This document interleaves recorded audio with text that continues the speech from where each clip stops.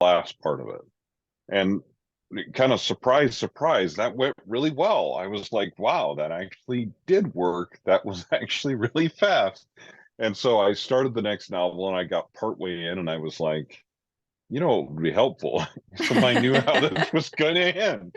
And so I outlined further, I was earlier in the process when I outlined and I was like, wow, that actually went pretty well. So I was always at first kind of the guy that was like, I'm just going to start with some words and write things down. But it turned out obviously that planning for me worked out much better in the long run. Yeah. So I kind of made a transition, and this was before Plottr was even around. Hmm. So I used a lot of like cork boards with string and whiteboards with arrows, and there were all kinds of things I used to try to keep myself organized, and none of them were really super effective, but I was trying to be that guy Right. who was planning ahead. So I'm also trying to become like a planner, but right now I'm more in the discovery rater. Like, is there anything you could tell me maybe to help get towards like more planning? Because I know like you write faster, and it's just that as I write, that's when I figure out what's gonna happen. It's not like I know where the characters are going somehow a little bit, like it can change. And it's just improv all the way. But like you, like it would be so much easier if I planned it out in advance. So, and then don't you get bored when it's all planned? Like you already know what's gonna oh, happen?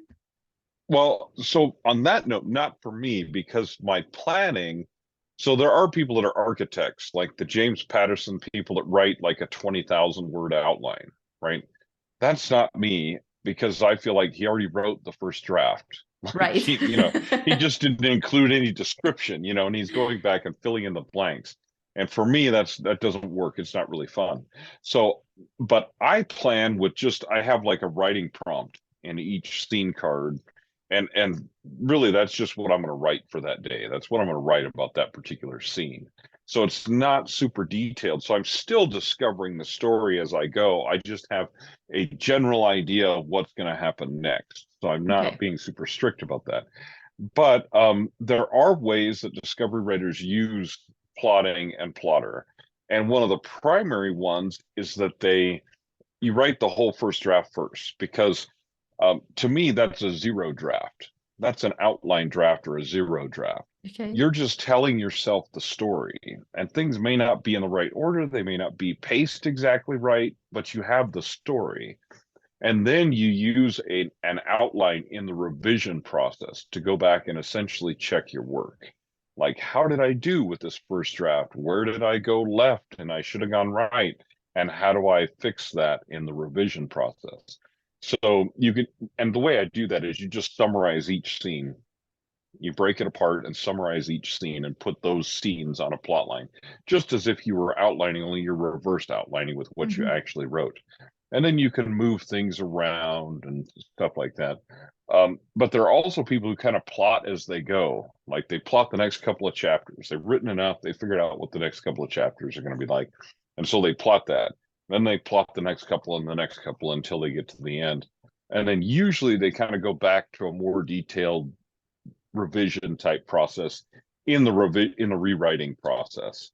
So they're still outlining, they're just kind of keeping it loose, keeping it, pretty open. Or the other way I see people do it is they know four or five things about their story. Like they use a W plot and they know like what's the inciting incident, what's the midpoint, what's the climax, and how do I think this is going to end.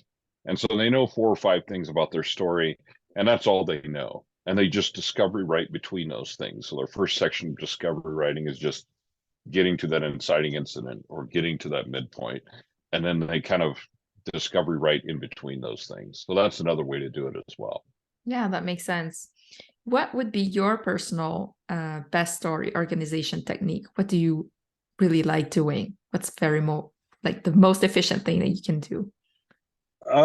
What for me the most efficient thing to do is, so I use Plottr during the writing process as well. So my tip to people is, even if you're a plotter, but oddly enough, what I plan to write and what I actually write aren't always the same. Mhm. And it's a shock to people, I know, but that's how it happens. So I summarize what I actually wrote that day and put it in a scene card in Plottr on the plot line next to what I planned to write. So what I planned to write is one level, what I actually wrote is another level. And then I compare those two when I'm done with my draft. I don't compare them along the way, but I compare them when I'm done with the draft and go, okay, so how did I match up? And does what I wrote that I kind of improvised in there, does that still match up with what I intended to write? Am I telling the same story, or did I go, all wacko at some point and just go off into the weeds? And usually I don't, because I have enough of it planned that I generally stay close to what I originally planned. But sometimes that happens too. So the number one thing is just as I go, I'm building that plot. So I'm building that up as I go, so I can use it in the revision process. Okay, that makes sense. And after you said 31 novels, do you still have ideas? Like what style do you write Oh yeah. in? Like and also what inspires you to write? Oh man. So first of all, what inspires me to write is just story. Like the more I write, actually, the more ideas that I get. Like I have tons and tons of ideas. Probably ones I won't be able to do all of them in my lifetime, probably, Mhm. unless I get really fast. Yeah. Um, which I don't You know get if that'll more as happen you or not. go. So even if Yeah, you get done with all the ideas you currently have, you'll get more as you go. I'll get more ideas, or they'll change, or like what I want to do right now will change, and that other one will get pushed off somewhere, whatever the case may be. So I have plenty of ideas, and what really inspires me to write is just, I mean, really just telling stories. To me, it's a very hopeful thing that we do. We help people escape their everyday lives and go into a world, even if it's a bad world, even if I'm writing a mystery or a thriller with a serial killer, people can say, well, my day was bad, but it wasn't that bad. Nobody's Can chasing me get down the way street, worse. or whatever the case may be. But also what those stories show is generally in my stories, eventually the bad guy loses and the detective or whoever the main character is wins. And so the idea of those stories is that ordinary people can overcome extraordinary circumstances. And that really is designed, and it's why we love stories, because it gives us hope. Hey, that guy can do it, so I can deal with my life and do things too. Yeah. So for me, it's about that hope and giving people an escape and something to go to that's different. Good. I like how you explain it. And what is your writing routine? Do you write every single day? What is it like? I write every single day. Not everybody that I know does, but I write every single day. And sometimes that's in multiple sessions, depending. So usually I have a morning session that's my sacred, this is my writing time.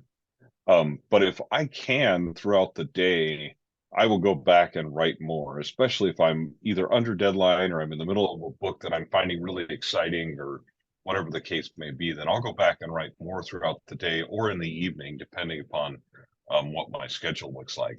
So, because I mean, when you write full time, there's so much more to it. There's marketing, there's all the different things you have to do, but the love part is the writing part. So I get back to that as often as I can. How many words do you aim to write each day? I usually get right around 2 to 3 thousand a day. Sometimes more, sometimes a little less, depending on circumstances. But that's kind of my goal, is 2 to 3 thousand a day. Okay, and with that output, can you like how many books can you publish in a year? Um, so that depends too. It depends on my and on like what I'm writing. If I'm writing short stories, what my schedule is. But like I have and I had a backlog of books that I hadn't published. So I have 3 books coming out by May. Okay, Um, but they weren't all written this year. But generally I can do, with edits and things like that, 4 a year. okay, I don't really that's want to pretty do good. much more than that. It's kind of, I know people that write faster and do more than that. Still, four And is pretty good. yeah, I I know a mean, lot of I people just, who do less than that. yeah, I mean, I just don't know how hard. Part of my idea with, and part of the efficiency of Plottr and all those different things is making a career that's sustainable. And I think if you're moving too fast, you can burn out. Right. And I just don't want to burn out. I want to do this for the rest of my life. So whatever I have to do to not burn out, I'll probably do that. So That's a lot of wisdom right there. And I was also curious, do you self-publish or are you using a regular publisher? some of both. Well, I'm kind of a hybrid person. Although most of my stuff now is self-published, but that's you kind of have to develop that as you go along, depending upon what your path to publication, what your career looks like, and how much control and how much business you want to engage in. Especially when you're first starting out, if you have a day job too, sometimes having a publisher can be helpful in that they just take off some of the heavy lifting of like finding an editor or finding a cover designer. But most of my stuff is indie published now, but I have an anthology coming out this year with Down and Out Books. So I kind of do both, and it depends on the project what goes to a publisher and what I hang on to, just depending upon how much control I want and then how much responsibility I want for what happens with that too. Okay. So, And how do you market your self-published books? um, so a number of techniques. I tell people, first of all, the two most important things you can have as an author that you own is your website and your email list. And so those two things are really, really key, super important. But I also use digital advertising. I do a lot of I go to a lot of conferences, and some of that is on the nonfiction. I'm helping writers side, and some of it is, on the I'm trying to sell books side of things. So it depends on the conference what I'm trying to do. But I do a lot of in-person appearances, which not a lot of people do, but because some writers are just, they're introverts. They don't want to be Yeah. seen in public, um, which is fine because you don't have to do those in-person appearances, but it does help raise awareness and increase your book sales. I was at a conference this last weekend and sold a bunch of audiobooks, mainly because people walked up and said, "Are your books in audio?" And I said, "Yes, I have these books in audio." Um, I don't have all of mine in audio, but a lot of them. And so I would tell them, "Yes, I have these books in audio," and they would just go on their phone and buy it right there. So I didn't get a sale like right there face to face with that person, but yeah, I did because they went and bought something online. So Yeah. it can help raise awareness. It's not the best technique for everyone. So I'd like to know more about your mailing list because that's something I've been procrastinating on. What do you give away for people to give their emails? And do you keep multiple newsletters based on genre? How do you manage all that? So I have, so I'm actually changing that right now a little bit, but I have a couple of reader magnets, which are basically like I give those away for free. You come onto my email list, you get this for free.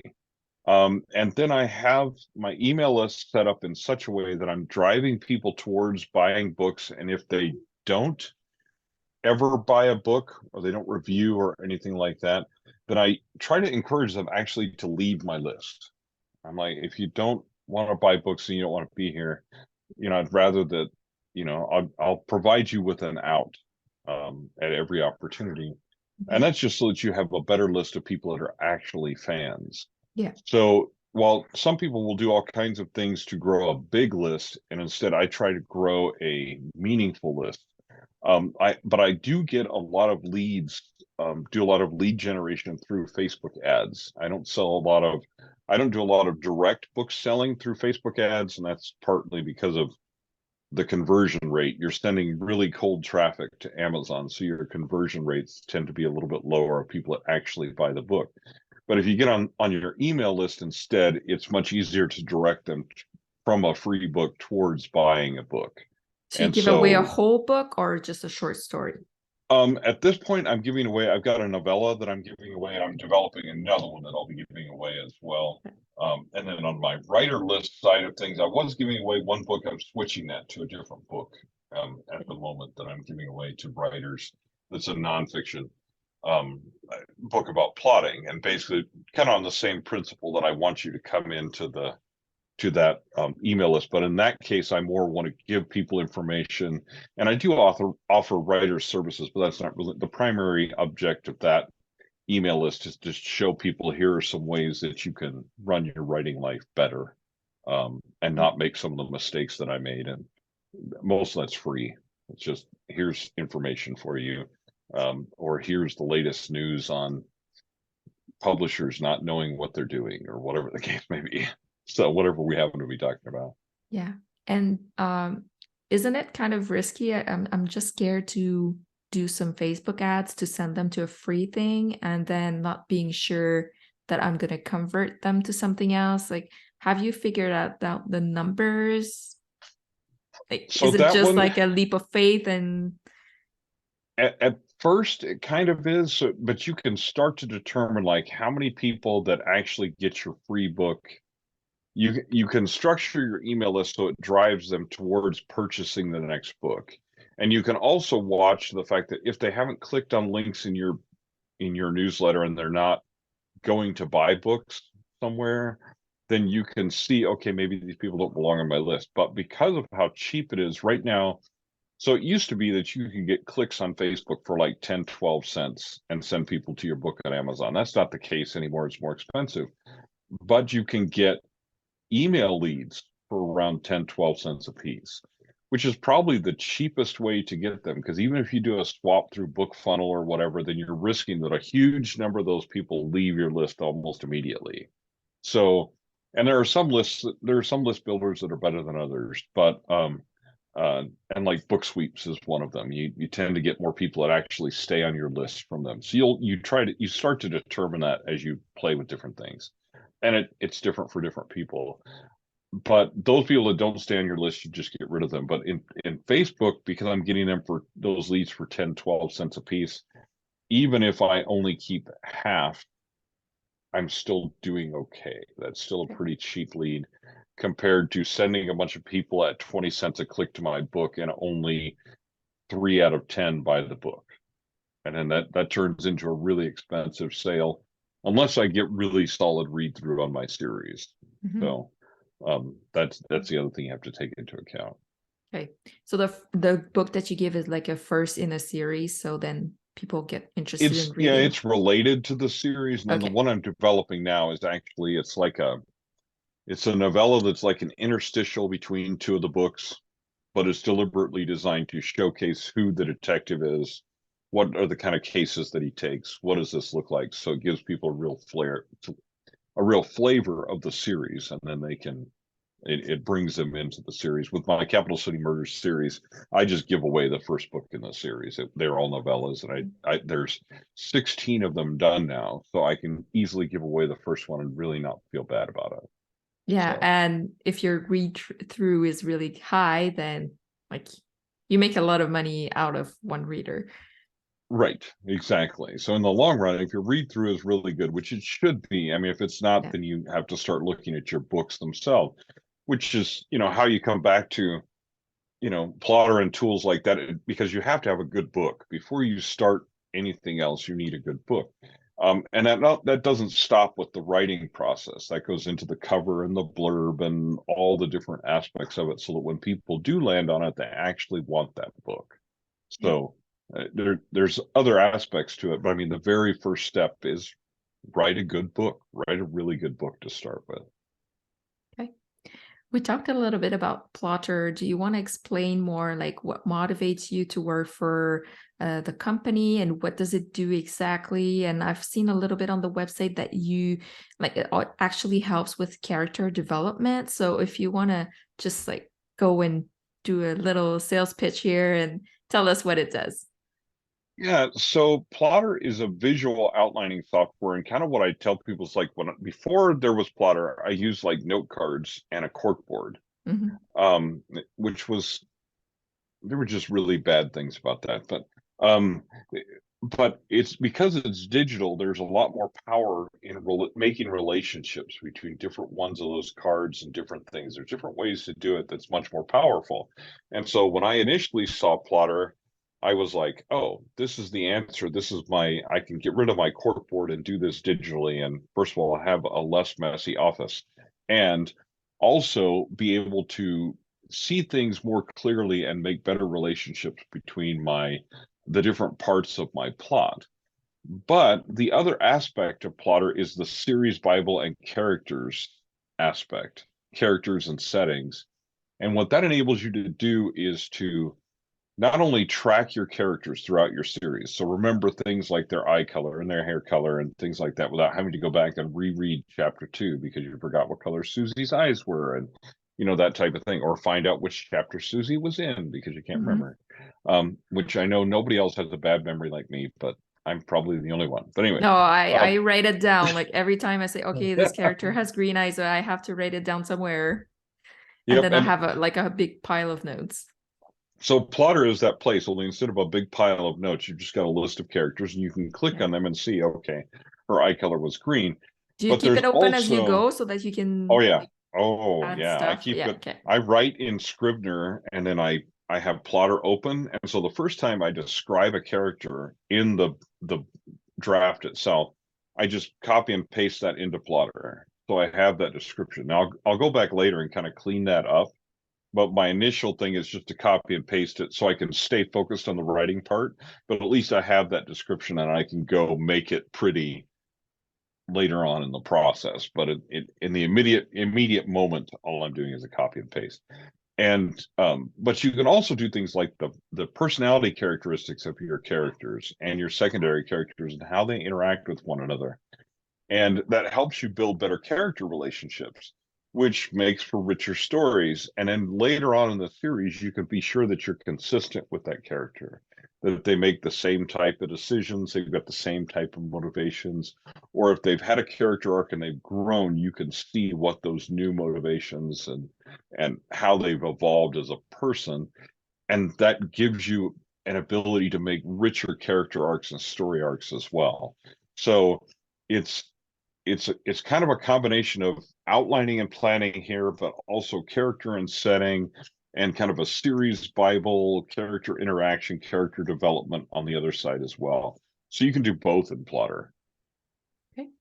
So if people are interested in getting this program, like where can they buy it? Can you spell it out? Yeah, so the place to go is basically our website, which is Plottr without the E, Okay. Plottr.com. Okay. Perfect. And so that's the place to start. We have a 30-day free trial. We also have, money back guarantee if you buy Plottr and you just hate it. First of all, tell us why you hate it, because that's really useful for us to, improve it as we go along. Because most of the ideas in Plottr have been created by other writers who have said, "Hey, it'd be nice to have this," and we say, "Okay, we can do that." Um, but so the place to start is our website, and then from there we have a YouTube channel that has all kinds of tutorials and also all kinds of interviews with authors where we sat down with them and say, "Hey, how do you use Plottr?" And they show us how they use Plottr, and then you go, "Oh, so sometimes that'll give you ideas of like, how do I do this with this genre or something like that." So there's all kinds of tutorials and videos there as well. Facebook group. We also have a really active Facebook group that you can pop into as well. Ask Okay. questions and all that kind of stuff. Good. And if they want to know more about your books, where can they find you? And so they can find me at troylambertwrites.com, where I tell people Google me. And if I don't come up, your internet service is down. And once you get that resolved and type in my name again, then I'll probably be there on your Google page somewhere. And kind of same thing with Plottr. If you don't find our website right away, just Google Plottr without the E, and you'll find us. We're all over the place. Okay. So, Good. Thank you so much for being on the show today. thank you very much for having me. Appreciate it.